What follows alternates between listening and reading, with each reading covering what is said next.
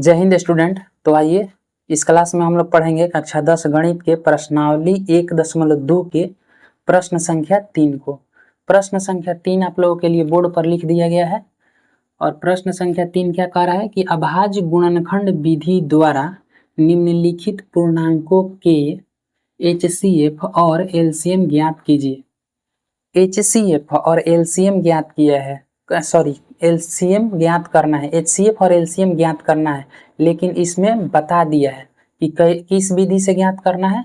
तो अभाज्य गुणनखंड विधि द्वारा, अभाज्य गुणनखंड विधि द्वारा निम्नलिखित पूर्णांकों, यानी नीचे जो दिया है पूर्णांक 8, 15, 21, दूसरा में दिया है 17, 23, 29 और तीसरा में दिया 8, 9, 25, निम्नलिखित पूर्णांक के HCF और LCM ज्ञात करना है। HCF और LCM हमें ज्ञात करना है।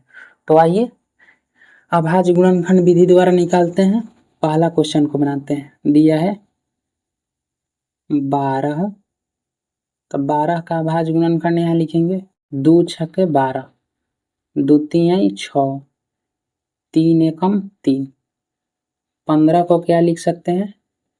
15 को लिख सकते हैं 3 5 15, 5 एकम 5, क्योंकि 15 2 से नहीं कटता है, इसीलिए वहां पर 2 से कटाने का प्रयास नहीं किया है। 21, बताइए 21 2 के पहाड़ा से कटेगा?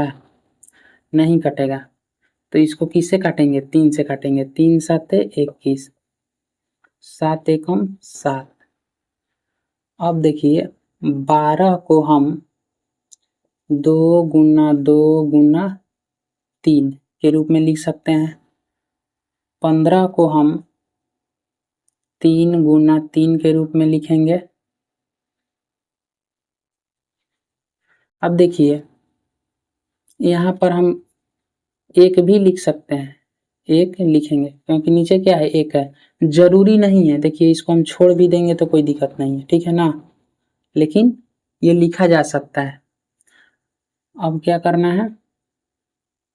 15 बराबर 3 गुना 3 लिख दिए। 21 बराबर कितना मिला है? 21 बराबर मिला है हमें 3 गुना 7, 3 गुना 7। हमें लिखना है HCF। तो बताइए अब ऊपर के प्रश्नावली 1.2 के प्रश्न संख्या 1 को जब 2 को बना रहे थे तो उसमें 2 ही संख्या दिया रहता था। इसमें क्या दिया है? 3 संख्या दिया है, 12, 15, 21, और इनका HCF निकालना है और LCM भी निकालना है। तो हम लोगों को पता है कि HCF उसी को कहते हैं जो तीनों संख्या में, पहले 2 को था, मान लेते हैं कि 12 और 15 था, तो 12 और 15 के अभाज्य गुणनखंड निकाल लिए, उसको गुणनफल के रूप में लिख लिए, तो जो दोनों में होगा वही ना HCF कहलाता था। अब क्या है? 3 संख्या दिया है, तो जो तीनों संख्याओं के अभाज्य गुणनखंड में कॉमन होगा उसको HCF कहेंगे। तो देखिए इसमें 2 है, इसमें 2 है, नहीं है, इसमें भी 2 नहीं है कहीं, यानी 2 नहीं लिखेंगे, ये वाला 2 भी नहीं लिखेंगे। अब देखिए इसमें एगो 3 है और इसमें भी एगो 3 है, मतलब है तो 2 गो 3, लेकिन एगो यहाँ मिल गया, एगो इसमें भी मिल गया और एगो इसमें भी मिल गया। यानी कौन ऐसा संख्या है जो तीनों में मिल रहा है? तो 3, मात्र एगो 3 जो है वो तीनों में मिल रहा है, तो यहाँ लिखेंगे 3, 3। ठीक, अब देखिए इसका LCM लिखना है, LCM। तो देखिए हम कह सकते हैं कि 12, 15 और 21 का HCF कितना है? 3, और LCM लिखते हैं। तो LCM लिखने का तरीका क्या है? तो जो दोनों में है, जो तीनों में है उसको तो लिखेंगे ही लिखेंगे, एक बार लिखेंगे, बराबर जो बच जाएगा उसको भी लिखेंगे। बच क्या गया? देखिए इसमें 2 गो 2 बचा था, तो दोनों 2 को यहाँ लिखेंगे। इसमें क्या बचा था? तो एगो 3 तीनों में था, तो एगो 3 को लिखे थे, एगो 3 और बचा है। इसमें क्या बचा है? तो 3 लिखा गया था, कॉमन था तो 7।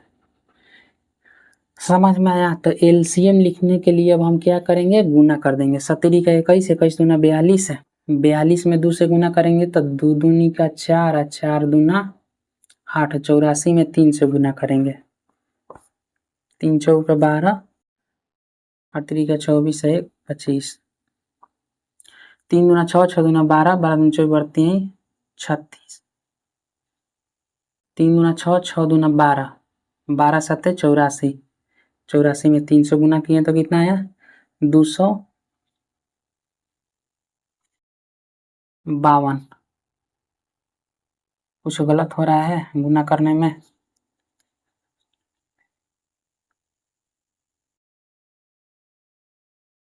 ना ठीक है 252, तो इसका एलसीएम कितना आ गया 252। अब देखिए एक चीज आप लोगों को बताए थे हम, ध्यान से देखिए यहाँ पर तो 12, इसको क्या लिख सकते हैं, 2 2 बार आया है तो 2 के पावर 2 लिख सकते हैं गुना 1 3। इसको क्या लिख सकते हैं, 3 2 बार आया तो 3 के पावर 2 लिख सकते हैं। इसको क्या लिख सकते हैं, इसमें कुछ भी कॉमन नहीं है तो ये जस का तस रहेगा। अब ध्यान से देखिए हम बताए थे ना कि जब घातांक के रूप में लिख देते हैं, घात के रूप में, तो HCF लिखते समय जो कॉमन संख्या होता है उसका छोटा पावर लिखते हैं। तो देखिए इसमें 2 है, इसमें 2 है, सॉरी इसमें 3 है, इसमें 3 है, यानी 2 की कॉमन नहीं है। 3 को देखते हैं तो 3 इसमें भी है, 3 इसमें भी है और 3 इसमें भी है। तो यहाँ है 3 के पावर 1, यहाँ 3 के पावर 2, यहाँ पर 3 के पावर 1 है। तो 3 जो संख्या है वो तीनों में है, यानी 3 का सबसे छोटा पावर लेंगे। यहाँ पर 3 का सबसे छोटा पावर यानी 3 के पावर 1 लेंगे, ठीक है ना। एलसीएम लिखते समय क्या करेंगे, तो जो कॉमन होता है उसका बड़ा पावर लेते हैं और बाकी जो बच जाता है उसको पीछे लगा देते हैं। तो देखिए 3 इसमें है, 3 के पावर 1, 3 के पावर 2, 3 के पावर 1, तो इसमें बड़ा पावर कौन है 3 के पावर 2। तो 3 के पावर 2 यहाँ पर लिखना चाहिए था हमको, तब ना 3 गुना 3 आ जाता है।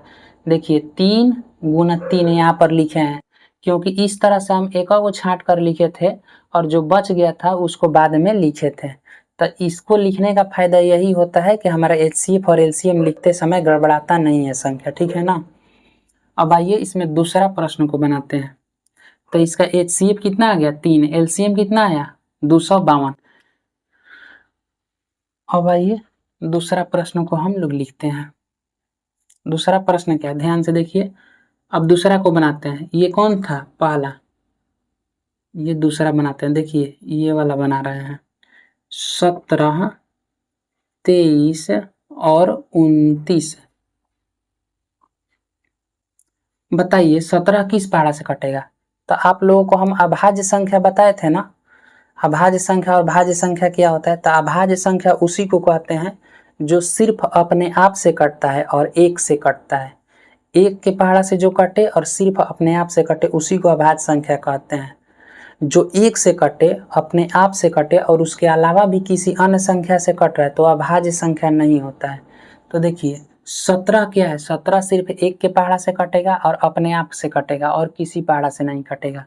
तो 17 एक अभाज्य संख्या है। तो अभाज्य संख्या है तो इसका अभाज्य गुणनखंड जब लिखेंगे तो 17 के पहाड़ा से ये 1 मर्त में कटेगा, अर्थात 17 बराबर हम लिख सकते हैं 17 गुना 1। 23 भी क्या है अभाज्य संख्या है। तो 23 अपने आप से ही सिर्फ कटेगा और किसी पहाड़ा से नहीं कटेगा। 23 एकम 23, तो इसको भी लिख सकते हैं 23 गुना 1। और 29 भी क्या है अभाज्य संख्या है, तो सिर्फ अपने पहाड़ा से कटेगा 29 एक मर्त में। तो 29 बराबर हम लिख सकते हैं 29 गुना 1। अब बताइए इसका HCF लिखना है हमको, तो क्या लिखेंगे, HCF बराबर, तो HCF किसको कहते हैं जो तीनों में कॉमन हो। तो तीनों में क्या कॉमन है बताइए, तो 17 23 या 29 ये अलग अलग संख्या है, तीनों में सिर्फ 1 तो मिल रहा है, 1 मिल रहा है, तो इसी को लिखेंगे, क्या लिखेंगे 1। तो इन 17 23 और 29 का HCF कितना आया 1 आया। LCM LCM LCM में क्या बताएं हम, जो कॉमन है उसको तो लिखेंगे ही, जो नहीं कॉमन है तो उसको पीछे गुणनफल के रूप में लिख देते हैं। 1 तीनों में है तो 1 यहाँ पर लिखेंगे, गुणा नहीं भी लिख सकते हैं क्योंकि 1 में गुणा करने पर कोई एथी नहीं होता है। हम यहाँ पर इसलिए लिखे हैं क्योंकि 1 दिखाना था हमको, HCF इसका 1 है इसलिए 1 लिखना जरूरी था। बताइए तीनों में 1 है तो 1 लिख दिए। 17 23 29, 17 23 29।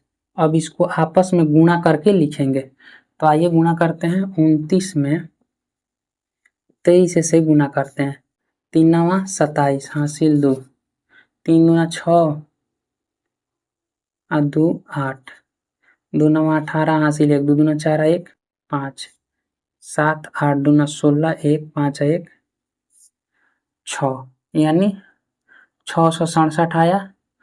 29 में 23 से गुना किए, अब जितना आया उसमें 17 से गुना करेंगे। 7 7 49 हासिल 4, 7 6 42 और 4 46 हासिल 4, 7 6 42 और 4 46। एक में 7 से करेंगे तो 7, एक में 6 से करेंगे तो 6, एक में 6 से करेंगे तो 6, 9 7 6 13 1, 6 दूना 12 1 13 1, 6 और 4 10 1 11, 11,339। इसमें 1 से करेंगे तो उतना ही आएगा, तो इसका एलसीएम कितना है 11,339।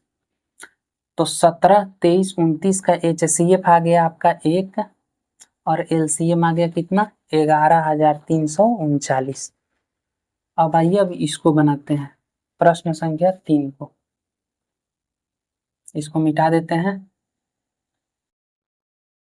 जिसको बनाना है उतार रहे हैं जो लोग कॉपी पर, वो लोग वीडियो को रोक कर उतारिएगा।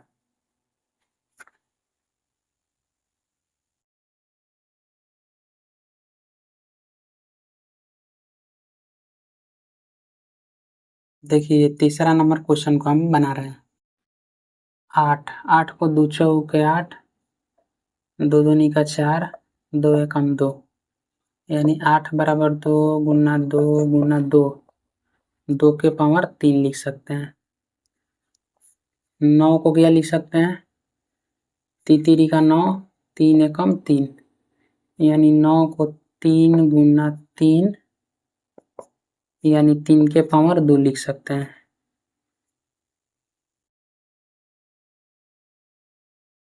3 2 बार आया है तो 3 के पावर 2। 25 को क्या लिखेंगे, 5 5 25, 5 एकम 5, 5 के पावर 2। अब इसका HCF यदि हमें लिखना है, HCF बताइए, इसमें 2 के पावर 3 है, इसमें 3 के पावर 2 है, इसमें 5 के पावर 2 है, कुछ भी कॉमन है। 2 3 5 अलग अलग संख्या आ गया, इसमें कुछ भी मिल नहीं रहा है, तो क्या मिलेगा, 1 मिलेगा, क्योंकि तीनों में क्या है 1 है। हम लिखना छोड़ दिए हैं, यहाँ पर गुना में 1 लिख देते हैं, गुना में 1 लिख देते हैं। जब कुछ भी नहीं मिले ना, बनाते बनाते इतना अभ्यास आप लोग को हो जाएगा कि पता चल जाएगा बनाते समय ही कि क्या मिल रहा है। तो मिल रहा है तो आप लोग 1 छोड़ दीजिएगा, नहीं तो दिखा दीजिएगा यहाँ पर कि तीनों में क्या मिल रहा है, 1 मिल रहा है, 1 मिल रहा है, 1 मिल रहा है। तो यहाँ पर HCF कितना हो जाएगा इसका 1, और LCM लिखते समय क्या करेंगे, जो तीनों में है उसको तो लिखेंगे ही, 1 लिखेंगे, 1 नहीं लिख रहे हैं क्योंकि गुना करेंगे 1 से तो उतना ही मिलेगा, छोड़ देते हैं। 2 के पावर 3, 3 के पावर 2, 5 के पावर 2, 2 के पावर 3, 3 के पावर 2 और 5 के पावर 2, इन सबको गुणा कर देंगे, क्योंकि क्या बताएं कि जो मिलेगा उसको तो लिखेंगे ही, उसके अलावा जो बच जाएगा उन सभी को गुणा करेंगे एलसीएम निकालते समय। तो 2 के पावर 3 का मतलब क्या हुआ 8, 3 के पावर 2 का मतलब क्या हुआ तीतीरी का 9, और 5 के पावर 2 का मतलब क्या हुआ 25। बात वही है 8 9 25। अब इसका गुणा करेंगे तो कितना होगा, 25 8 है 200, 2 में से 9 से 2 में 9 से गुणा करेंगे तो कितना आएगा, 200 में 9 से गुणा करेंगे तो 9 दूना 18, 1800 आएगा। तो इन 8 9 और 25 का HCF कितना आ गया 1 आ गया, एलसीएम कितना आया 18 आया, ठीक है ना। तो यही हमें निकालना था।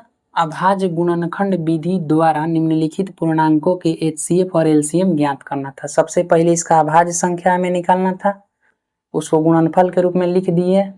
उसके बाद HCF उसी को कहेंगे जो सब में कॉमन हो, LCM उसको कहेंगे जो सब में कॉमन हो, उसके अलावा जो बच जाए उन सभी को गुणा कर देना है, तो उसका LCM निकलता है।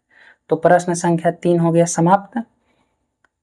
तो आज के लिए इतना ही रहने देते हैं, अगले क्लास में मिलते हैं। जय हिंद।